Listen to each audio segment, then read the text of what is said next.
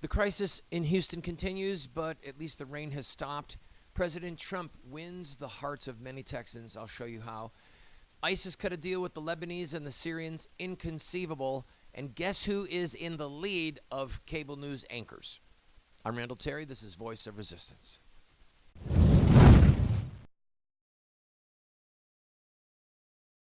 Welcome to the program, friend. Our hearts go out to the families of tens of thousands of Texans in the Houston area who are homeless now and their houses have been destroyed.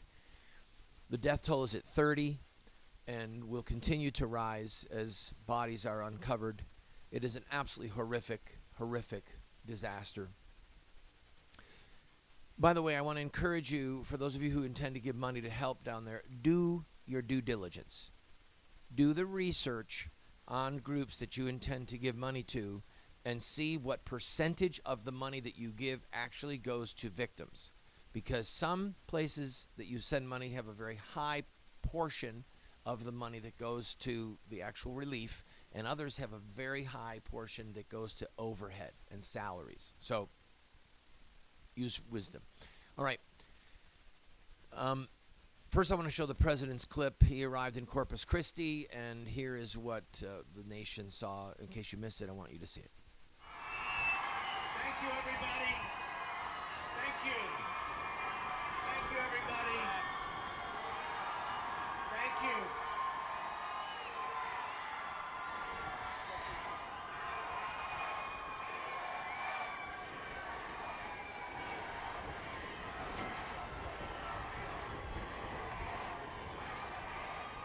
Thank you, everybody. I just want to say we love you. You are special. We're here to take care. It's going well. And I want to thank you for coming out. We're going to get you back and operating immediately.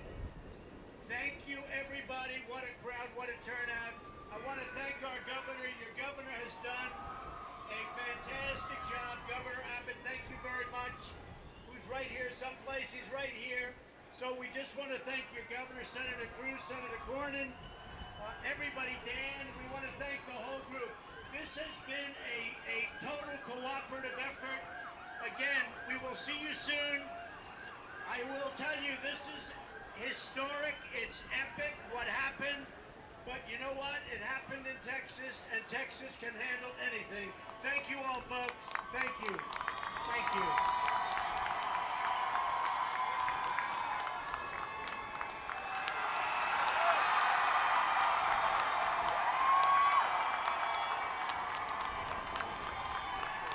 Well, two things on the political side, because all of these things are now political. The president is catching heat for saying, what a crowd, thanks for coming. It sounded like a campaign speech, and I wish that he hadn't said that. But I think that there are people who really did turn out to see their president. They came out. It was a very big crowd. And in spite of the fact that a disaster struck, they wanted to be there and feel the camaraderie of the president of the United States landing down to wish people well and to give a word of encouragement. And boy, did you hear that crowd scream when he held up the Lone Star. Texans are so proud of their state, and they have a reason to be. They really do. We were talking yesterday or the day before about the fact that Houston is going to rebuild. They will be a bigger and better city, and it'll happen fast because that's the Texas way. Okay, this is not New York City that took years after the 9/11 catastrophe and terrorist attack to decide what to do down at Ground Zero. This is not going to be a bureaucratic mess. It's going to move quickly because it's Texas. And we've got several affiliates in Texas. Our hearts go out to you and our well wishes and our admiration. Texas is tough. They are. I want to again give you food for thought, because this is not simply a natural disaster. This is not godless. There is a God in heaven. He makes the rain to fall on the just and the unjust. Jesus said it. Our Lord Jesus said it. He makes the rain. He withholds rain. The book of Jeremiah says, Lord, do the heavens give rain of themselves? No, it is you. You cause rain to come on one field and withhold it from another.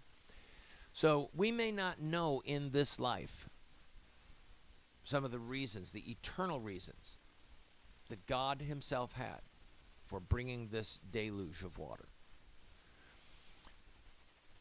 Our family was recently looking at the history of a massive earthquake that happened in the early 1800s in the Memphis, Tennessee area. It was so severe that the Mississippi River was literally rerouted, and it went in the opposite direction for some 3 hours. It was such a cataclysmic earthquake that the Mississippi River changed direction for about 3 hours. Waterfalls, literally chasms opening up. One of the newspaper accounts talked about the fervor of Christianity, the fervor of religion that was spreading throughout the region. The devotion, the prayers. And when things like this happen, people pray. People draw close to God. So we don't know, in spite of the horrific loss, and there is loss, there is suffering, we don't know the good that is going to come out of this. We don't know the dozens, maybe hundreds of lives that will be saved from abortion. These abortion mills are not operating. Okay, this is the fourth largest city in America. Tens of thousands of babies die in Houston. It's horrifying. So maybe there'll be people alive. Maybe somebody who's going to be a president of the United States one day. We don't know. But we know that God loves us, and we know that he is just. Okay? Love and justice motivate him. So we just don't know. But I guarantee you, God has reasons. God has reasons. I'll be right back, bring you up to speed on cable news and on ISIS cutting a deal, I'm not kidding you, with the Syrian government and the Lebanese government.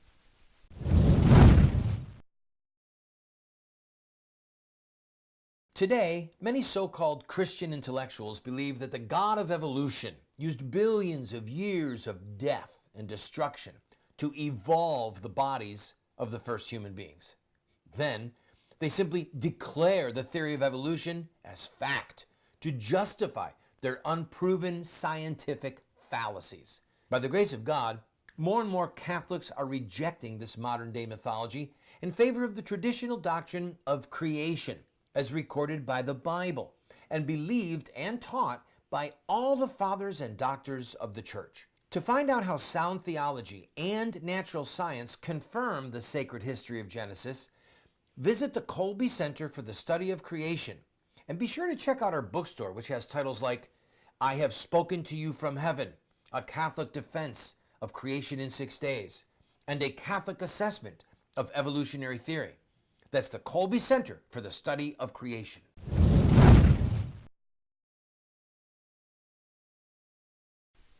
One of the intelligent, at least on a military level, one of the intelligent things that ISIS does and other members of terrorist organizations, Al-Qaeda, Boko Haram, etc., is that they utilize the rules of war that Christians hold to keep their people alive so that they can kill us. I mean, that's what's going on. They use the rules that we have established to protect themselves so that they can in turn kill us. On the 27th of August, just a few days ago, the Syrian government and the Lebanese government agreed to a ceasefire with a group of ISIS soldiers, Islamic State soldiers, and allowed them safe passage through Syria to get to one of the ISIS bases. I'm not making this up. It's in the news. You can look at it. And there's family members and also people who are in ambulances that are in this convoy.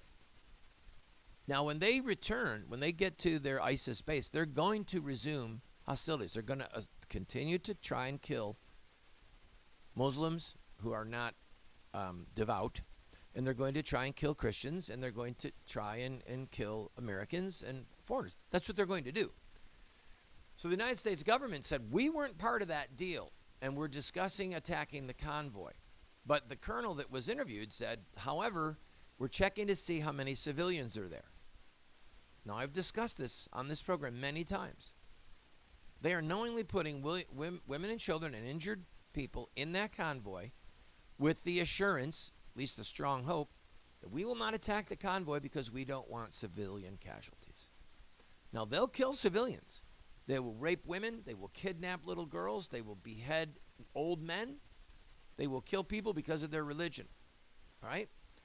But they're banking on the fact that we won't behave like the barbarians that they are, so that they can get to their location, so that they can regroup and try and kill us. That's what's going on. And the Lebanese government and the Syrian government agreed to this insanity. And what is the Lebanese government getting out of it? 8 bodies. There were 8 Lebanese soldiers that were taken as prisoners of war not too long ago, a few years ago, I think 2014.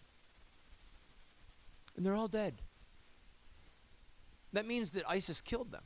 They took prisoners of war. These are men who surrendered. And then, did they do a prisoner exchange? No. Did they release them like we release prisoners of war? No. They murdered them in cold blood. They executed them.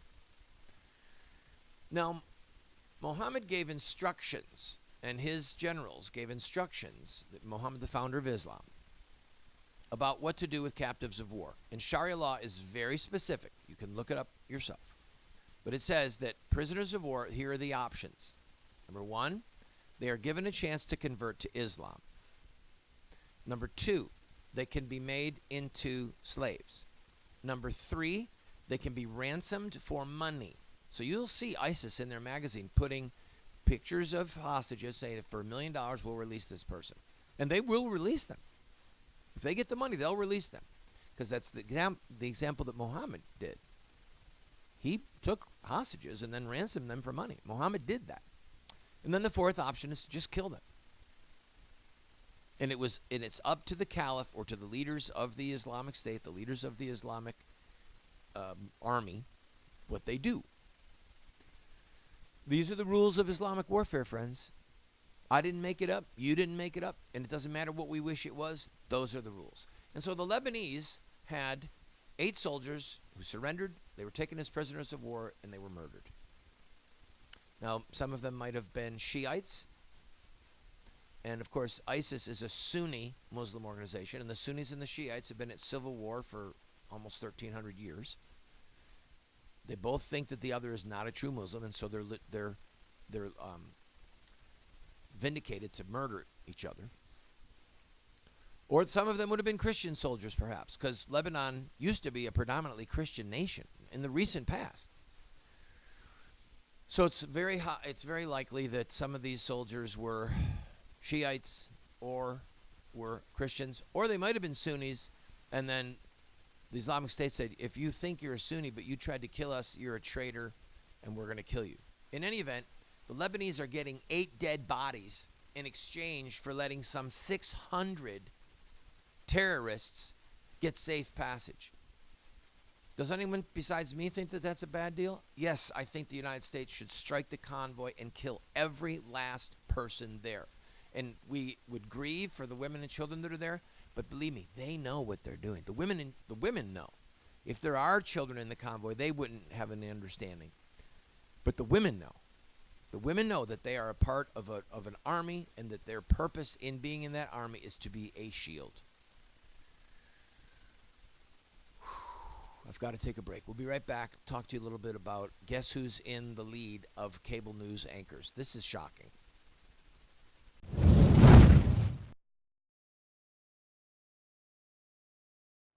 Have Muslim terrorists hijacked the peaceful religion of Islam? Or is there more to the story?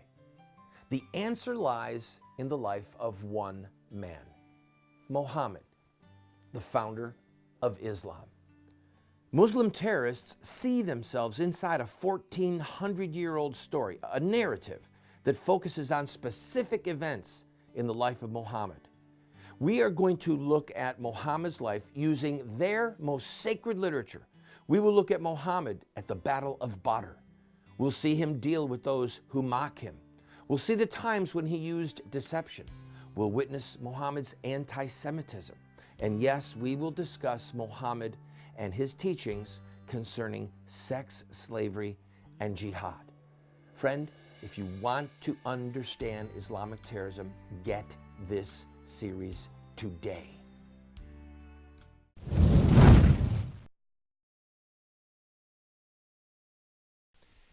All right, guess who the winner is?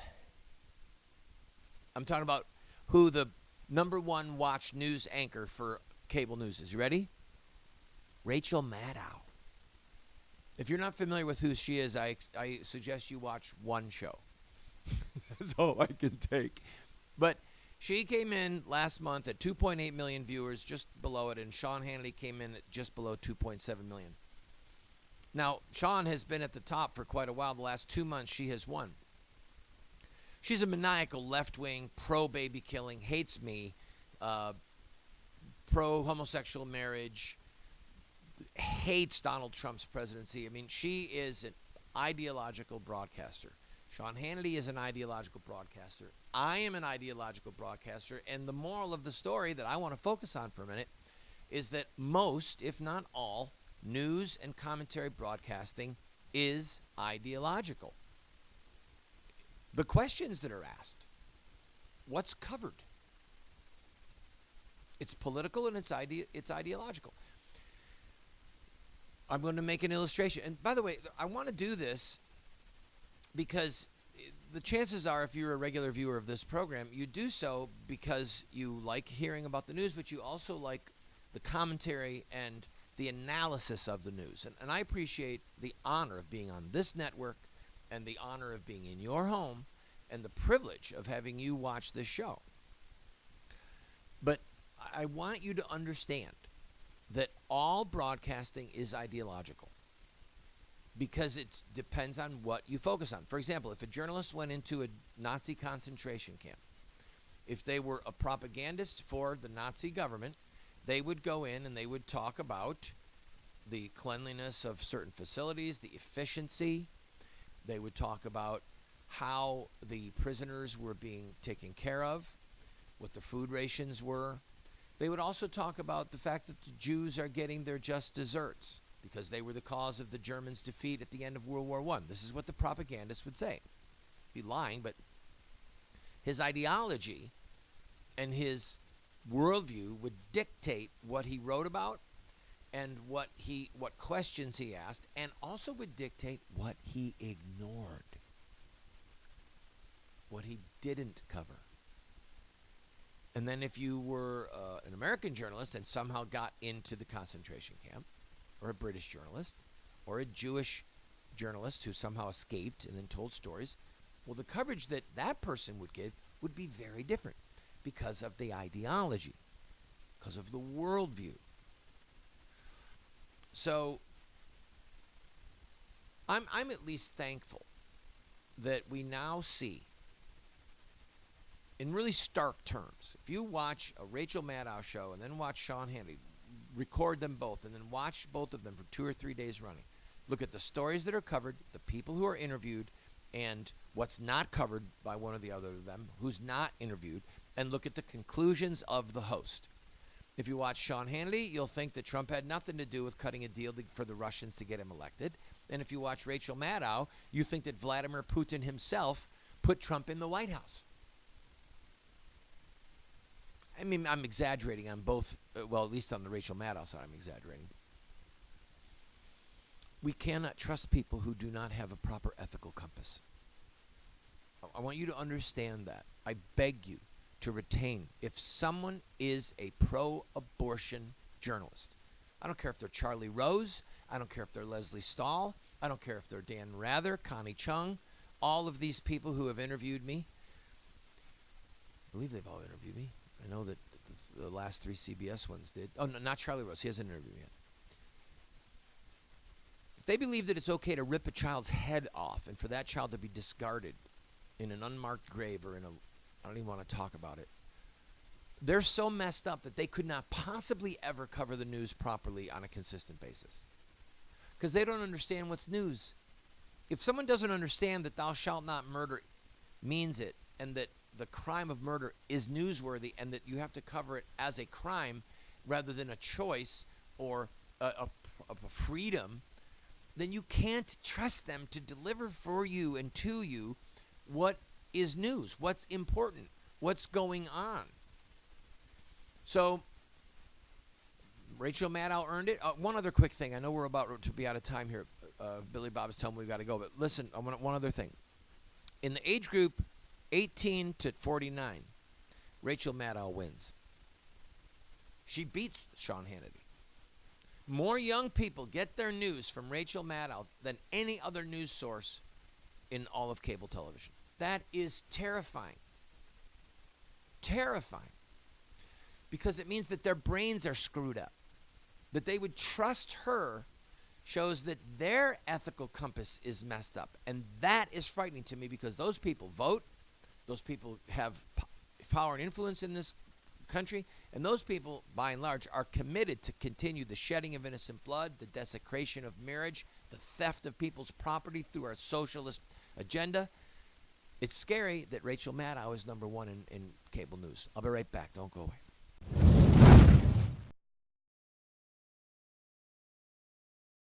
What Would Mohammed Do? Islamic Terrorism Explained is the best movie series documentary ever produced on the life of Muhammad and Islam. How do I know? Because it's what critics are saying. John Moore, radio host and author, said, "I learned more from What Would Mohammed Do about Islam and Islamic terrorism than I've learned from everything I ever read and watched in my entire life." Best-selling author Dr. Bill Warner said, "What Would Mohammed Do is the best movie series, TV production on the life of Muhammad and Islamic terrorism that has ever been produced."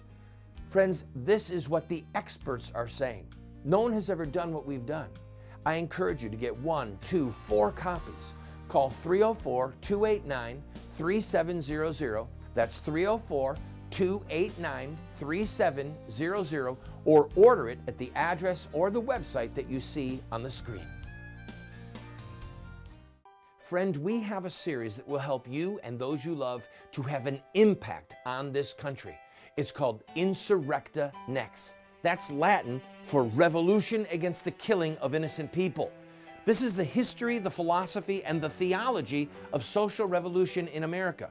We look at the Stamp Act, the Boston Tea Party, the abolition of slavery, the abolition of child labor, women's voting rights, the civil rights movement. All of them have this in common: courage, sacrifice, dedication, and in-your-face tactics and rhetoric. That's one of the reasons that we've been losing the culture wars the last 40 years, is because the bad guys are using these tactics and we aren't. We will send you this 14-part TV series along with these manuals for students, a teacher's facilitator guide for only $40. Go to 304-289-3700, 304-289-3700.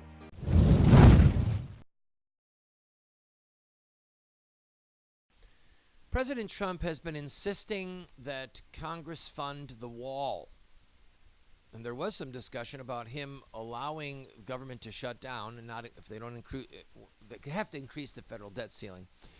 And raising a ceiling is really hard work. But he's pressing the point that we want the wall. Do I believe that a wall should be built? Absolutely. It's really simple. It's a matter of security. I don't understand how this is a complicated issue. And it's funny, the hypocrisy. People like Paul Ryan and Barack Obama, they live in walled houses. Why do they have a wall around their house? For security. I don't begrudge them that. Well, why shouldn't the country have a wall? So that we're secure. I just don't get it.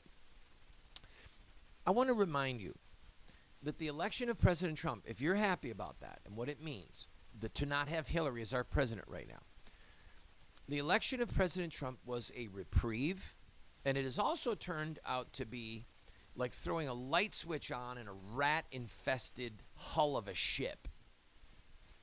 The demonic onslaught, rhetorical, ideological, political, that has come to the forefront because of Trump's election is a gift from heaven. But friends, listen to me. They mean business. They know how to fight. We don't usually mean business, and we don't know how to fight. The reason we have elections is so we don't have war, civil war.